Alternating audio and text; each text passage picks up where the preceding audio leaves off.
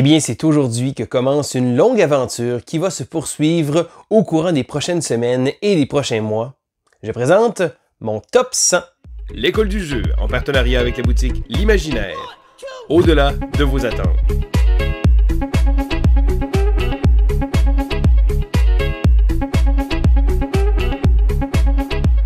Bonjour et bienvenue à l'école du jeu, mon nom est Sylvain et on se retrouve aujourd'hui pour ma première vidéo de ma série de mes top 100. Alors, les 100 jeux que je préfère au monde. Alors, premièrement, je tiens à dire que cette vidéo-là a été rendue possible grâce, à cause des gens qui ont décidé de participer sur notre Patreon. Et là, c'était un début qu'on s'était fixé, on s'était dit, si on réussit à avoir un certain nombre de contributeurs, eh bien, Sylvain va faire son top 100. Et ensuite de ça, si jamais on atteignait un certain montant, JP et Vince allaient également emboîter le pas. Donc, aujourd'hui, c'est à mon tour de commencer cet heureux travail de recherche qui est de vous présenter mon top 100. Alors, je le sais, les jeux vont différer. Il y a des jeux dans ma liste que vous ne connaîtrez pas, il y a des jeux dans ma liste que vous allez aimer, mais pas au point de faire votre top.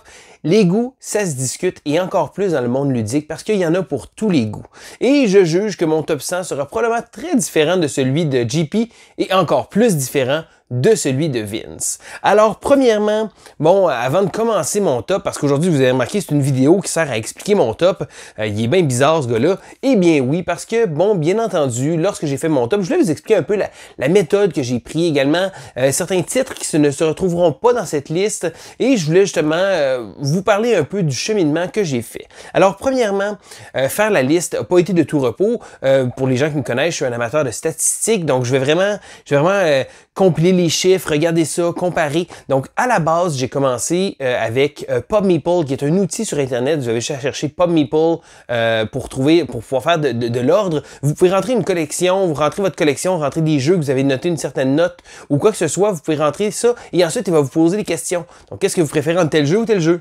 Tel jeu ou tel jeu. Donc, après en avoir fait plusieurs milliers de fois de comparaisons comme ça, parce qu'il y avait beaucoup de jeux, je suis arrivé avec une liste préliminaire. Et là, c'est là que tout mon plaisir commençait, parce que j'y allais par bloc. Donc, je suis allé avec la liste préliminaire, je regardais ensuite, j'y allais par bloc en commençant par le bas. Il y a des jeux qui mériteraient d'être plus hauts, donc je mettais un petit plus, des jeux plus bas, un petit moins. Et là, de fil en aiguille, je faisais des plus et moins, et là, je comparais à coup de 20. Donc, j'y allais à coup de 20, j'essayais de placer ça là-dedans, et j'y allais comme ça, jusqu'à temps que je puisse fabriquer mon top 100 et que ce soit un top 100 qui soit représentatif de mes goûts. Donc, bien entendu, il y en a des gens qui vont dire « moi, mon top 100, il bouge tout le temps. » Probablement que le mien aussi, mais au moment où j'ai décidé de compiler ces chiffres-là, ça se trouvait à être le résultat donné. Et là, je tiens à dire que probablement que mon top 20, c'est le genre de jeu qui bouge pas énormément. Donc, c'est certain que, on se le cachera pas, les numéros 60 à 100 sont probablement un peu selon les dernières expériences de jeux que j'avais eues ou des souvenirs que j'avais.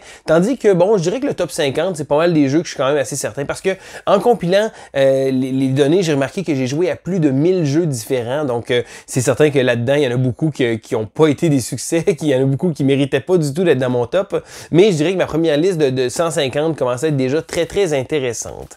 Alors, dans les petits barèmes que je me suis fixé, parce que bien entendu, je m'organise pour tricher moi-même sur mes choses, mais là, je vous le dis à l'avance. Donc, il y a certaines choses que j'ai tenues en ligne de compte. Premièrement, les entrées multiples. Là, je me demandais qu'est-ce que je faisais avec ça. Parce que, vous savez, mettons, je prends l'exemple des versions de Pandémie. Alors, il y a tellement de versions de Pandémie différentes. Il y a des jeux comme Dominion ou encore même Aeon's End qui a plusieurs versions de jeux. Et même Gloomhaven, l'espèce de gros jeu, et Jaws of the Lion. Alors, j'ai décidé, pour ma liste, que j'allais placer ces titres-là dans une seule entrée. Donc, vous ne verrez pas Gloomhaven et Gloomhaven Jaws of the Lion. Vous allez trouver une entrée combinée pour ces deux-là. Et j'ai utilisé ce concept d'entrée combinée-là pour quelques titres. Il y a des titres que je me posais vraiment la question, est-ce qu'ils devraient être ensemble, ils devraient être séparés? Et là, je me suis amusé à regarder ça. Et d'un autre côté, je me suis dit, si je les mets ensemble, ça va probablement juste me permettre de pouvoir vous parler de plus de jeux encore. Hein? Donc là, ça va tenter d'être un top 105, 106, mais du moins, je dirais que je trouvais au moins important que vous le sachiez, parce que comme ça, vous n'allez pas vous attendre à avoir un deuxième titre, quelque chose comme ça. Ils ont été mis ensemble. Même chose avec Warhammer, et là, je sais qu'il y a beaucoup de jeux de Warhammer, sur la 9e édition, Kill Team, Warcry, Necromunda, tous des jeux que je joue. Encore une fois, j'ai compilé ça dans une même entrée. Donc ça fait pour le tour pour mes entrées multiples. J'y vais maintenant avec des jeux qui auraient probablement fait mon top, mais que je n'y ai pas assez joué. Parce que oui, dans mon top, il y a des jeux, beaucoup de jeux que j'ai joués, et là, j'ai pas mis un nombre de parties minimum, mais c'est certain que les jeux que j'ai joué seulement une partie, la plupart du temps, c'est peut-être pas assez pour pouvoir faire mon top, mais il y a certains jeux qui auraient probablement réussi à percer la liste. Et là, je vais vous les énumérer, comme ça, vous n'allez pas vous attendre à les avoir plus tard dans la liste. Je commence avec Sidereal Confluence. Alors, Vince, ça c'est grâce à toi que j'ai découvert ce jeu-là. Sidereal Confluence est un jeu vraiment génial. J'ai joué une fois en convention. C'est un bordel pas possible, un chaos autour de la table. C'est un jeu de négociation pure. On est tous debout autour de la table en train d'essayer de négocier et c'est un jeu, une expérience de jeu qui est incroyable. Il n'y a aucun jeu qui arrive à la cheville, mais j'ai joué seulement une partie, donc je pourrais qualifier mon expérience ludique de mémorable, mais est-ce que le jeu était vraiment bon? Écoute, il faudrait que je rejoue, c'est certain. Un autre jeu que je n'ai joué qu'une seule fois, Glenmore 2 Chronicles. J'ai vraiment eu un gros coup de cœur pour ce jeu-là. J'ai pas eu l'occasion d'y rejouer, mais j'ai très hâte parce que je me rappelle que lors de ma première partie, je me suis vraiment dit « Wow, ok, c'est vraiment un jeu qui a le potentiel d'être assez haut dans ma liste. » Un autre jeu qui aurait pas probablement le potentiel d'être très haut, c'est Brass Birmingham. J'ai joué encore une seule partie. Je me rappelle que j'avais trouvé la partie longue, mais j'avais trouvé ça tellement intéressant, mais j'ai pas encore eu l'occasion d'y rejouer. C'est un autre titre qui aurait probablement fait la liste. Great Western Trail. Celui-là, j'ai joué une fois, j'ai même eu une copie, j'ai fini par la vendre, pas parce que je l'ai pas aimé, parce que j'aurais pas pu donner assez d'amour, assez de temps à ce jeu-là, parce que c'est un poids ludique qui est difficile pour moi à sortir, et des fois il faut faire des choix, mais je suis certain que en jouant quelques parties de Great Western Trail, je suis certain que je regretterais le fait que je l'ai vendu, puis comme je dis, je l'ai pas vendu parce que c'est un mauvais jeu, je l'ai vendu parce que je savais que j'aurais pas l'occasion de le jouer à sa juste valeur, et c'est probablement un titre qui aurait le potentiel de faire ma liste. Je continue avec Endeavor et Age of Sail. Encore une fois, une seule partie, je l'avais vraiment aimé. J'ai acheté une copie du jeu. J'ai pas eu l'occasion d'y rejouer. C'est un jeu qui gagne à être joué avec plusieurs joueurs. Et je pense que j'ai pas eu la bonne occasion pour le sortir. Un autre gros calibre, celui-là, c'est Food Chain Magnate. Un jeu qui est apprécié de beaucoup. Un splatter game, un jeu qui, au visuel, ressemble à pas grand-chose. Mais c'est vraiment un super jeu. Malheureusement, je n'ai pas assez joué à ce jeu-là. Et là, je regarde ma petite liste. Oh, un autre jeu qui n'a pas fait ma liste. Celui-là, je l'avais déjà marqué. J'ai joué un peu, mais ça fait trop longtemps que j'ai joué. Puis, je ne savais pas exactement où le placer parce que ce jeu-là a des mérites ludiques vraiment incroyables. C'est Mage Knight. Mage Knight, au point de vue ludique, est vraiment génial. Mais j'ai joué quelques parties et j'ai plus envie de me retourner dans ce jeu-là parce que le problème de ce jeu-là, c'est les règles. C'est un jeu qui est complet, c'est un jeu qui est costaud. Un coup, on est dans les règles, pas de problème, mais c'est de réapprendre le jeu constamment. Et c'est la raison pour laquelle il n'a pas fait mon top. Je me demandais si j'allais le mettre, mais j'ai juste pas envie de rejouer à ce jeu-là, mais je sais que c'est un excellent jeu. Et je me rappelle que quand j'y jouais, je trouvais ça vraiment un jeu fantastique. Donc, c'est la raison pour laquelle il ne fera pas ma liste. Mais là, vous allez voir, j'ai nommé quelques bons jeux, mais il en reste énormément.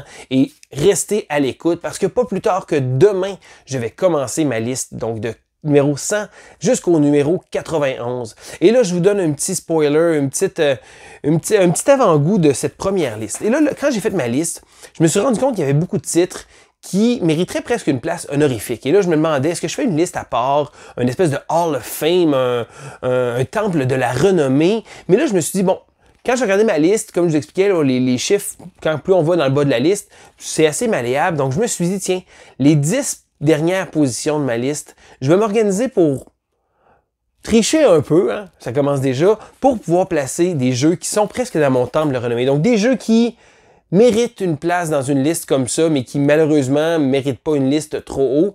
Mais vous allez voir, justement, demain, de quoi je parle. Donc, ça fait le tour de cette petite vidéo de présentation. Et oui, bon, on pousse le teaser encore une fois. Hein. La liste va commencer demain. Donc, demain, vous allez pouvoir avoir un avant-goût du départ de cette liste-là et de voir aussi. Donc, gênez-vous pas. Si jamais il y a des jeux que je vais vous parler éventuellement qui vous intéressent, mettez-les dans les commentaires.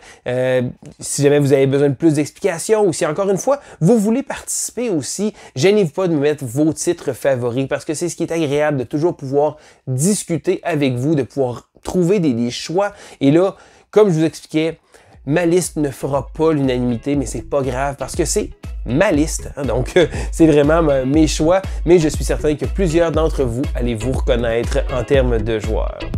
Donc, c'était Sylvain pour l'école du jeu et on se dit à la prochaine! 1, 2